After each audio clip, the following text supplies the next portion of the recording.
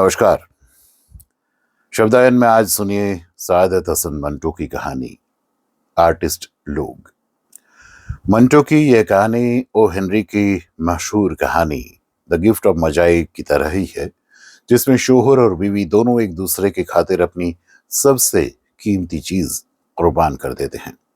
इसका अंजाम भी उसी तरह हैरान कुल है। जमीला को पहली बार महमूद ने बागे जिन्ना में देखा। वो अपनी दो सहेलियों के साथ चहलकदमी कर रही थी। सबने काले बुर्के पहने थे, मगर नकाबें उल्टी हुई थी। महमूद सोचने लगा कि ये किस किस्म का पर्दा है कि बुर्का ओढ़ा हुआ है मगर चेहरा नंगा है। आखिर इस पर्दे का मतलब क्या? महमूद जमीला के हुस्न से बहुत मुतासिर हुआ। वो अपनी सहेलियों के साथ हंसती खेलती जा रही थी। महमूद उसके पीछे चलने लगा। उसको इस बात का कतई होश नहीं था कि वो एक गैर अखलाकी हरकत का मुर्तबिक हो रहा है। उसने सैकड़ों मर्तबा जमीला को घूर घूर कर देखा। इसके अलावा एक दो बार उसको अपनी आंखों से इशारे भी किए, मगर जमीला ने उसे दरखूर इतना न समझा और अपनी सहेलियों के साथ बढ़ती चली गई। उसकी सहेलियां भी काफी खूबसूरत थी, मगर महमूद ने उसमें एक ऐसी कशिश पाई जो लोहे के साथ मक्तासीन होती है। एक जगह उसने जरूरत से काम लेकर जमीला से कहा, हुजूर, आपका नकाब तो संभालिए, हवा में उड़ा जा रहा है। जमीला ने यह सुनकर शोर मचाना शुरू कर दिया। इस पर पुलिस के दो सिपाही जो उस वक्त बाग में ड्यूटी पर थे दौड़ते आए और जमीला से पूछा, बहन क्या बात है? जमीला ने महमूद की तरफ देखा जो सहमा खड़ा था और कहा, यह लड़का मुझसे छेड़खानी कर रहा है।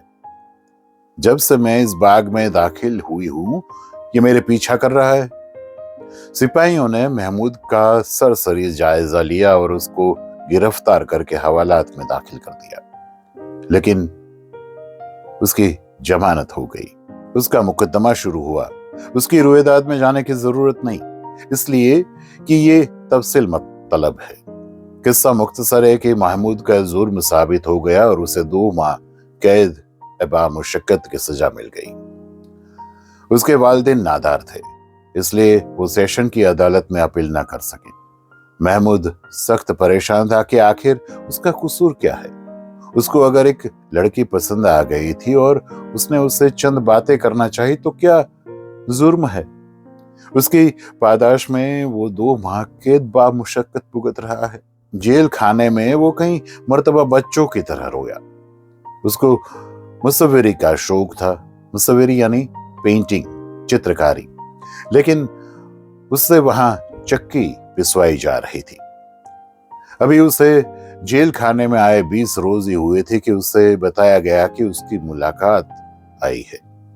महमूद ने सोचा कि ये मुलाकाती कौन है। उसके वालिद जो उससे सख्त नाराज थे, वालिदा अपाहिज थी, तो कोई और रिश्तेदार भी नहीं था। सिपाही उसे दरवाजे के पास ले गया जो आहनी सलाखों का बना हुआ था।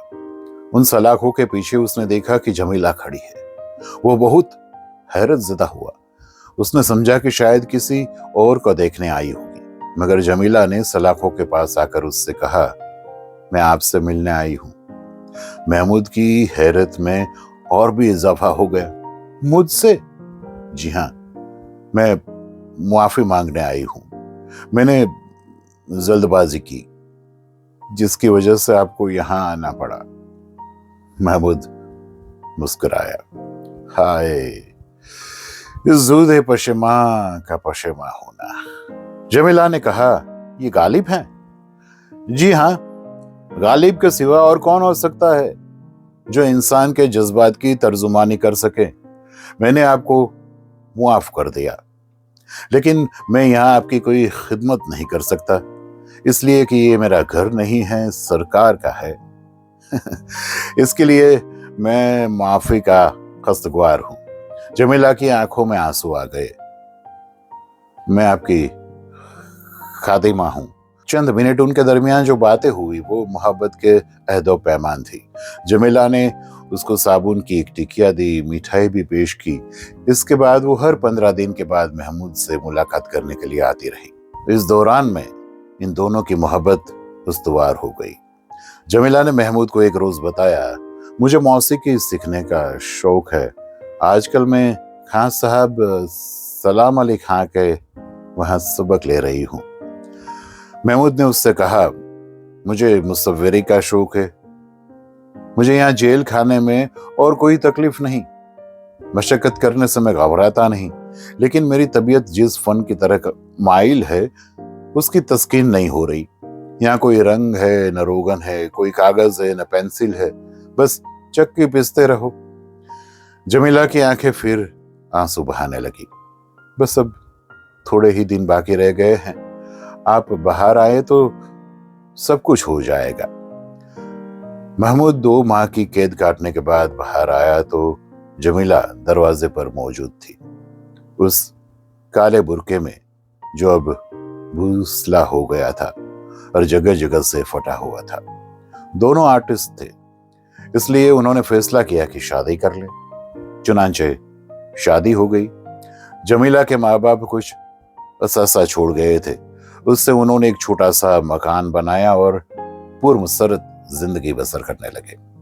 महमूद एक आर्ट स्टूडियो में जाने लगा ताकि अपनी मुसव्विरी का शौक पूरा करे।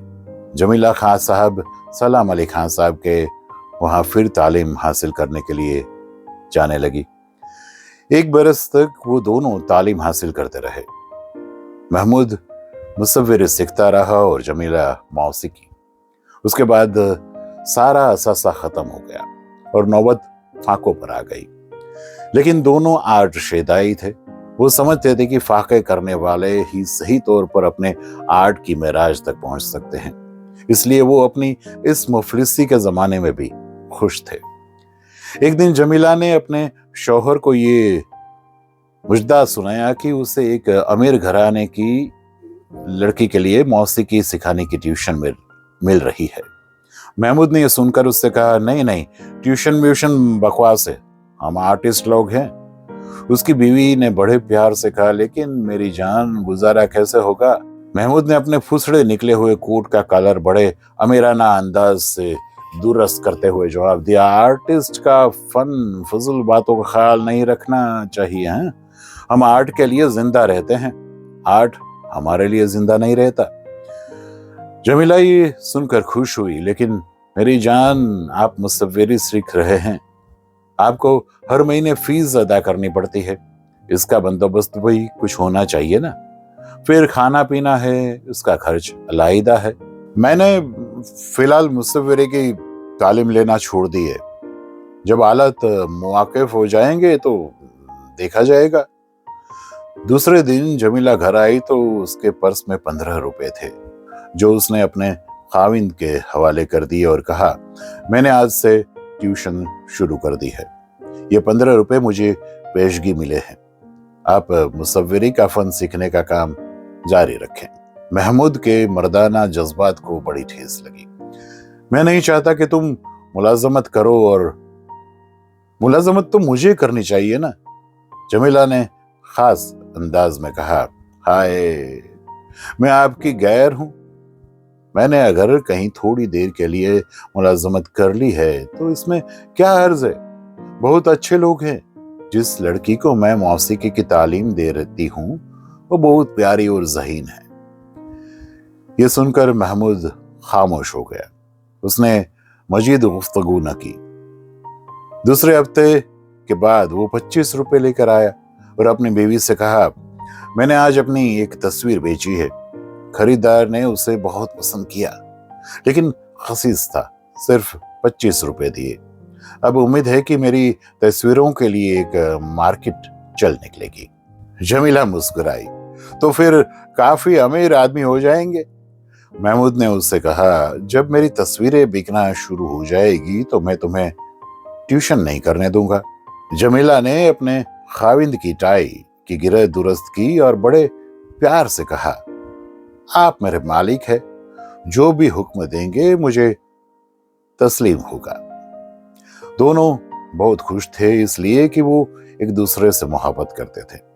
महमूद ने जमीला से कहा, अब तुम कुछ फिक्र न करो, मेरा काम चल निकला है। 4 तस्वीरें कल परसों तक बिक जाएगी और अच्छे दाम वसूल हो जाएंगे। फिर तुम अपनी मौसीकी की तालीम जारी रख सकोगी। एक दिन जमीला जब शाम को घर आई तो उसके सर के बालों में धुनकी हुई रुई का गुबार इस तरह जमा हुआ था जैसे किसी अधेड़ उम्र के आदमी की दाढ़ी में सफेद बाल। महमूद ने उससे इस्तफसार किया, ये तुमने अपने बालों की क्या हालत बना रखी है? मौसीकी सिखाने जाती हो या किसी जंग फैक्ट्री में काम करती हो? जमीला ने, जो महमूद की नई रजाई की पुरानी रुई को धुनक रही थी, मुस्कुरा कर कहा, हम आर्टिस्ट लोग हैं, हमें किसी बात का होश नहीं रहता। महमूद ने हुक्के की नई मुंह में लेकर अपनी बीवी की तरफ देखा और कहा, होश वाकई नहीं रहता। जमीला ने महमूद के बालों में अपनी उंगलियों से कंधी करना शुरू की। ये धुनकी हुई रुई का गुबार आपके सिर में कैसे आ गया? महमूद ने हुक्के का एक कश लगाया, जैसे कि तुम्हारे सर में मौजूद है। हम दोनों एक ही जंग फैक्ट्री में काम करते हैं, सिर्फ आर्ट की खातिर।